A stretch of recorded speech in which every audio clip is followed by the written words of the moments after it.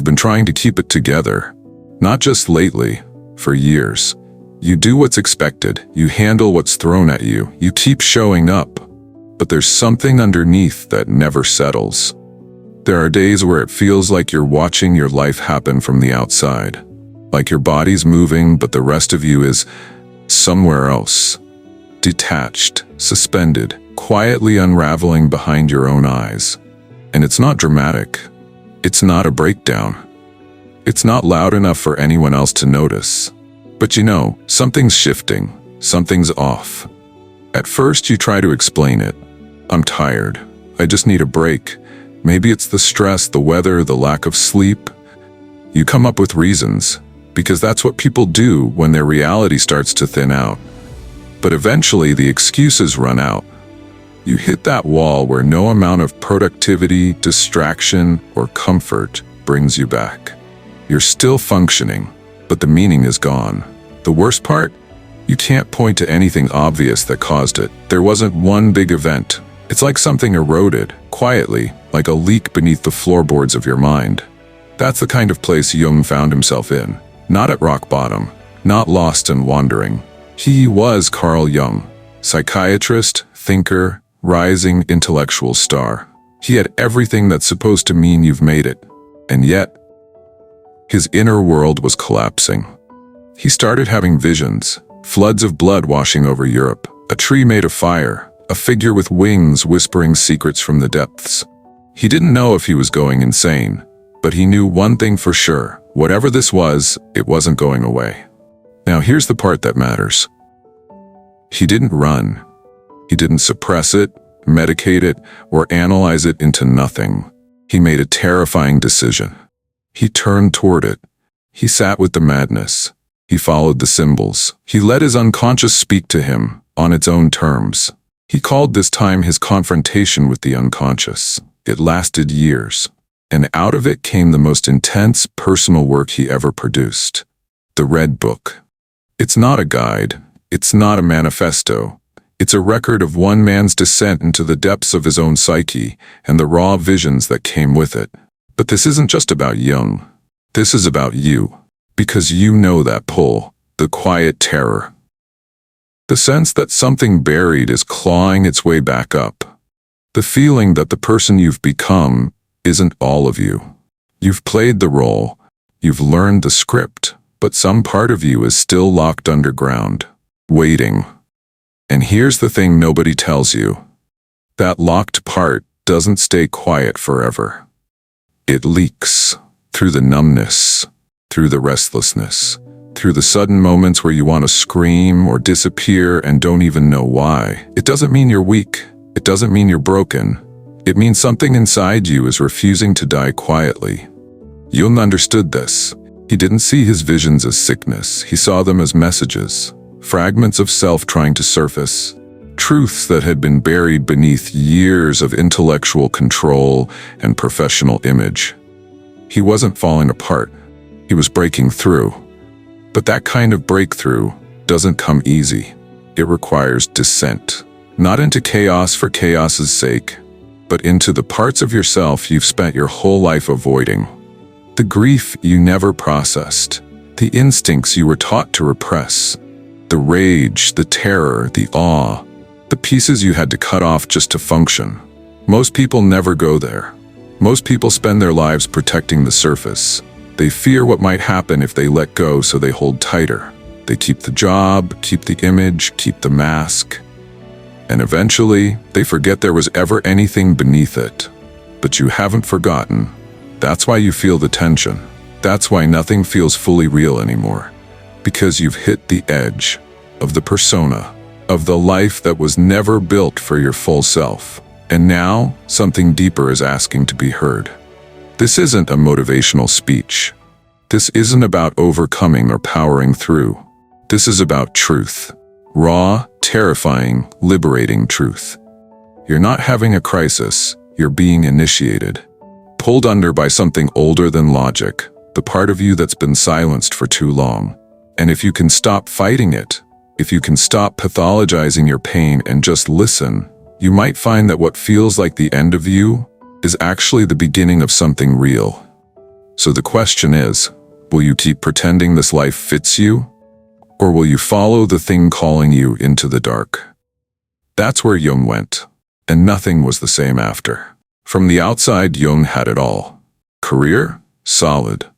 He was rising fast in the psychiatric world. Respected, published, leading, tied to Freud himself at one point. A name people knew, a thinker people listened to. Family? Intact. He was married, had children, a home, a structure. Everything that screams stability.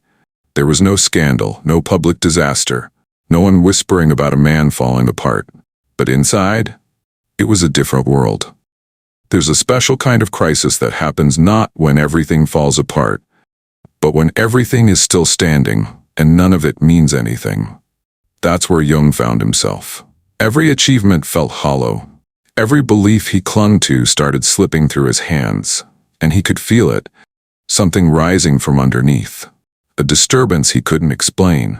Visions, images, shocks to the system that reason couldn't touch. Imagine the disorientation.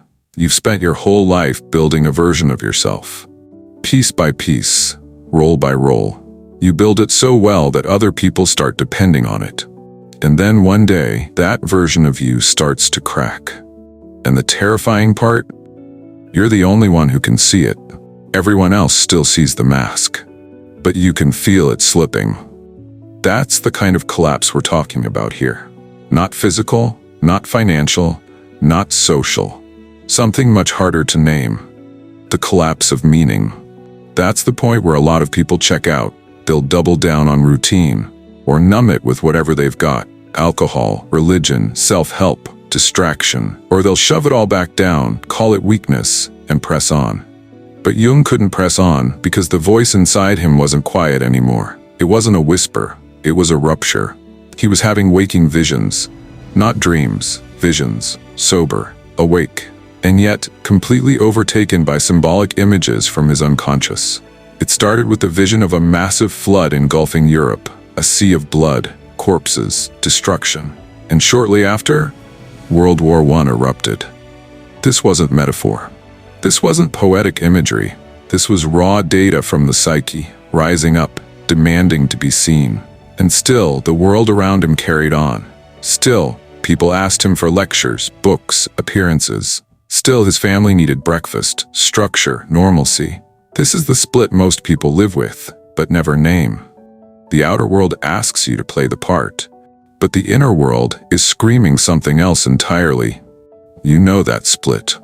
That feeling of smiling at a meeting while your gut twists, of being praised for something that secretly sickens you, of holding it together when everything inside you wants to break. Most people ignore that tension, or they normalize it. This is just life. This is adulthood. This is what it means to be responsible. But Jung didn't buy it, because he knew if he didn't follow this unraveling to its source, it would eat him alive from the inside. So he stepped away from the spotlight, from the academic world, from the safety of being someone. He didn't have a plan, he had a journal, and he had the chaos. He started writing down what came to him. The images, the voices, the dialogues with inner figures. It wasn't passive, it was deliberate. He entered into the visions, spoke with the figures that appeared, let the unconscious speak without censoring it. He called it active imagination. But really, it was surrender. Not in a helpless way. In the way you surrender when you realize that the old map no longer applies, when the rules of your previous self don't work in this terrain. He stopped trying to control it. And for a while, he lived in the unknown. He was terrified. He thought he might be losing his mind. But he trusted something deeper than fear. And that's the part people need to hear. Sometimes collapse isn't regression. It's initiation. But only if you stop resisting it. Only if you let go of the version of yourself that's dying. Because that's what the outer life represents. The constructed self. The persona, the mask you built so you could survive, belong, succeed. And at some point that mask gets too tight, and the parts of you buried to wear it start clawing their way back up. The part that hated playing nice. The part that questioned everything. The part that wanted something real. That's what Jung made contact with. Not in a dream, in waking life. And he documented it, not for attention, not for approval, but because he had to, because it was the only way through. And what he found wasn't chaos, it wasn't madness, it was meaning, symbolic, personal, profound. But first, he had to watch the life he built collapse. Not in flames, not in scandal, but in silence. That's how it happens for most people. Not with an explosion, with a quiet knowing that nothing fits anymore. That's the moment, that's the start, and what you do with that moment decides everything. There's a moment when you stop running, not because you feel brave, but because there's nowhere left to run to. That's where Jung found himself, stripped of certainty, alone with the thing most people spend their whole lives avoiding, the raw, unfiltered voice of the unconscious. He didn't go looking for peace. He didn't go looking for answers. He just stopped resisting what was already rising. And when he did, everything changed. The world he thought was inside-out logic and clean categories fell apart. In its place, images, figures, conversations with forces he didn't control and didn't understand. This wasn't a dream, this was active imagination. Waking dissent. He recorded it all in what would become the Red Book, but at the time it was just his survival. Page after page, night after night, he let the inner world speak. And what it said wasn't simple. He met a figure named Elijah, then Salome, then Philemon. He spoke with gods, with demons, with parts of himself dressed as myth. They weren't hallucinations, they were symbols. Each one holding a message his rational mind could never have given him. He didn't try to control them. He asked them questions. He listened. You don't do that unless you're willing to be dismantled. That's the core of it. Jung wasn't seeking comfort. He was seeking truth, even if it burned through everything else. The Red Book wasn't a display of ego. It was a record of surrender, a spiritual freefall into the unknown parts of his own psyche. He wrote, "I must learn that the dregs of my thought, my dreams, are the speech of the soul." That line says everything, because that's the part we forget. We're taught to trust what's clean, what's logical, what's socially approved. But the soul doesn't speak in bullet points.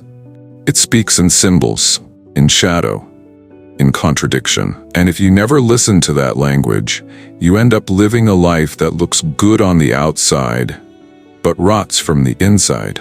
That's what most people are stuck in. They've ignored their chaos for so long, it's turned against them. It shows up as depression, as anxiety, as patterns that keep repeating no matter how much therapy or willpower they throw at them. Because the truth is, you can't outthink the parts of yourself you've exiled. You have to face them. You have to meet them. That's what Jung did. And it wasn't noble. It wasn't glamorous. It was terrifying. He questioned his sanity. He feared he might never come back. But some part of him understood. This is what healing actually looks like. Not getting rid of the madness, but giving it form. Letting it speak. So it stops controlling you from the shadows. We've been taught that wholeness means stability, balance, harmony, peace. But sometimes wholeness means violence. Not toward others, but toward the old self that's been lying to you. Sometimes the only way to become whole is to be shattered first. That's the paradox of the descent. It looks like falling apart, but it's actually integration from the inside out. You can't fake your way through this. You can't visualize it away. You have to bleed for it. And Jung bled. On every page of the Red Book, you can feel it. The cost, the doubt, the pain, but also the clarity. He started to see what he had been missing. Not in the world, in himself. The figures he met weren't external. They were fragments of him, disowned, denied, forgotten. Philemon, the wise old man, became a kind of inner guide. Not a fantasy, a psychic center. A deeper part of Jung that could see through the fog.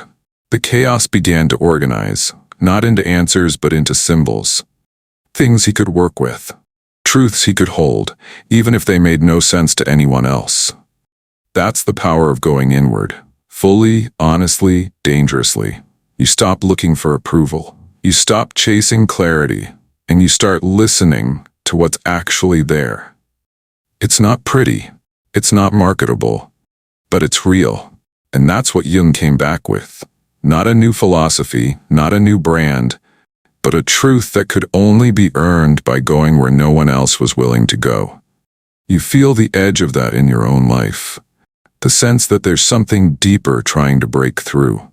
Not a better version of you, not a more polished one, but a truer one. The part of you that's tired of pretending, tired of hiding, tired of obeying a world that never made room for your full self. That's what this descent is about.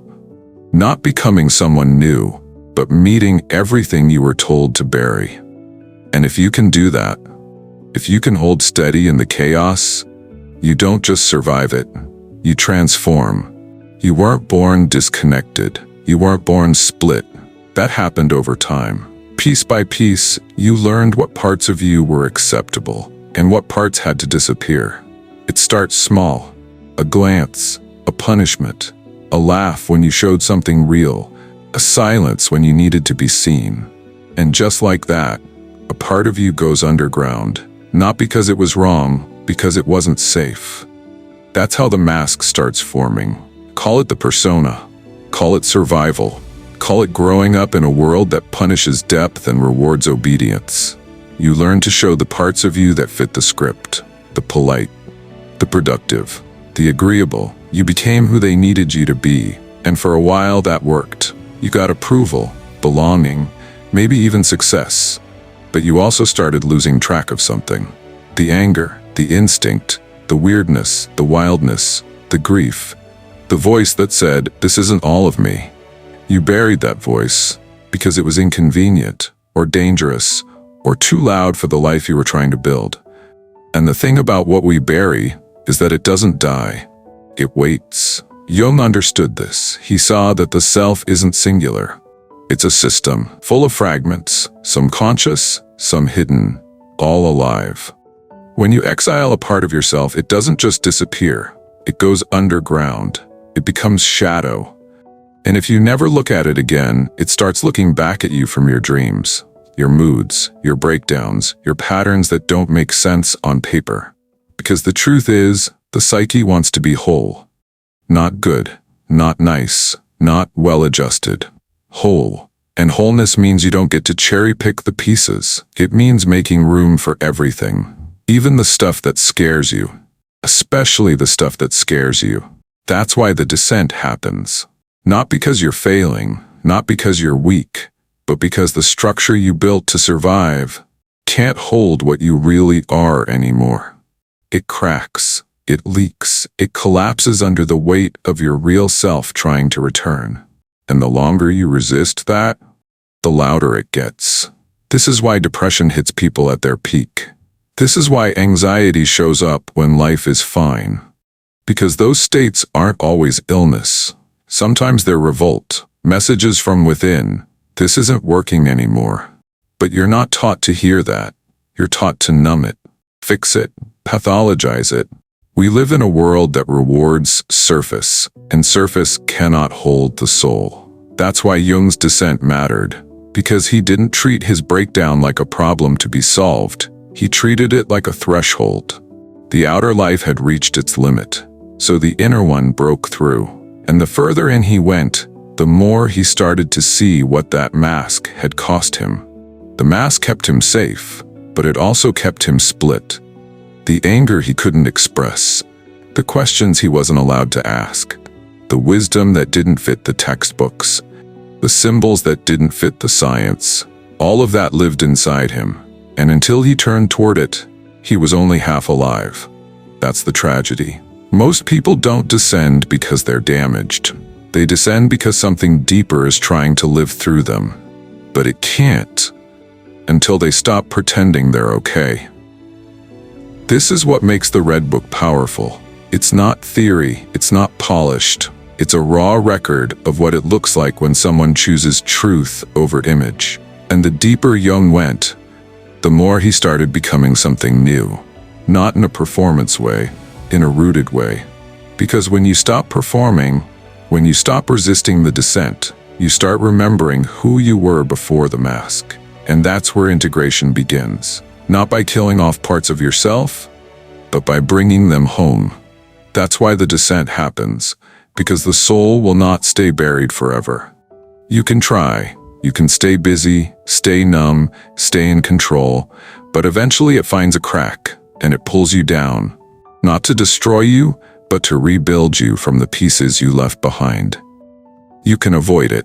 For a while, you can fill your calendar, you can optimize your habits. You can scroll, shop, drink, pray, journal, lift, manifest, whatever. You can even heal. Learn the right words, say the right things, read the right books. But if it's just another way to stay in control, the silence still catches up to you. That deep silence, the one under the noise, the one that whispers, "You're not living the life you were meant to live."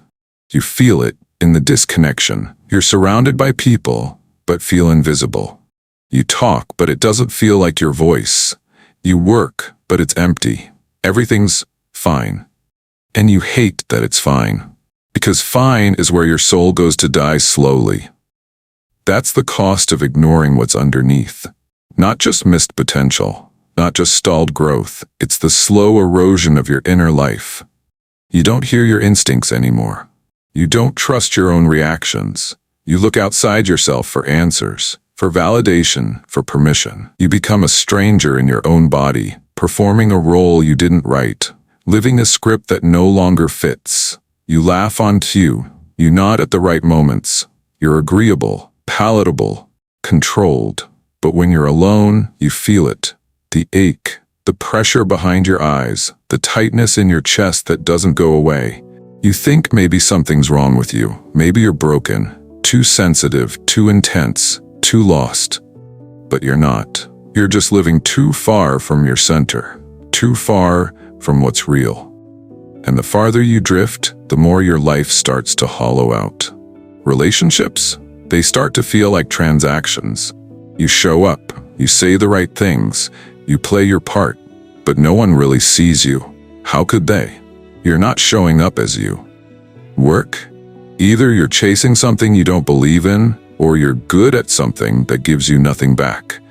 Either way, you're burning out. Not from effort, from emptiness. Even your joy starts to feel fake, like a memory you're trying to recreate. That's what happens when you ignore the descent. The unconscious doesn't go away. It just finds other ways to surface. Nightmares, sudden rage, panic attacks that don't make sense, that haunting sense that something's wrong, even when everything looks right. These aren't malfunctions. They're signals. They're your system trying to break through the noise. But if you keep pushing it down, eventually your body starts carrying what your mind refuses to face. Chronic fatigue, tension you can't stretch away, anxiety that no amount of mindfulness can erase. Because the issue isn't stress. It's the war inside you. Between the version of you that's trying to keep the mask intact and the version of you that wants out. And the longer that war goes on, the more it bleeds into everything. Your confidence, your creativity, your capacity to love, until eventually you're just managing, not living, not feeling, just managing. That's the risk of staying asleep. You don't get to skip the descent, you just delay it. And the longer you delay it, the harder it hits when it finally breaks through. Jung knew this. He could have ignored the visions, he could have drowned himself in work, in theory, in reputation. He had every reason to stay on the surface. But he chose to go in, because he understood what was at stake. Not success, not sanity. Something deeper, the soul's right to speak. And if you don't listen, it finds a way to scream. So you can wait, or you can turn toward it now. Not with a plan, not with a strategy, just with one choice, to stop running. So what now? You've seen the cracks, you've felt the split. You know the descent isn't about drama, it's about survival. But the question isn't just whether you'll go under. It's whether you'll come back with anything real.